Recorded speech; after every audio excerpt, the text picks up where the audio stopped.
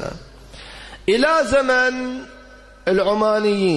العمانيين أو المعروفين بالخوارج، ذولا أيضا هجموا على البحرين تاريخيا، وكان دخولهم من طرف جزيرة سماهيج، كانت ما تعرف بجزيرة المحرق، وقتلوا جماعة، وهذه الجماعة إلى الآن قبر أو مسجد قديم موجود في مقبرة سماهيج، يسمونه هناك بأهل القرية مقبرة العبيد الصلاح.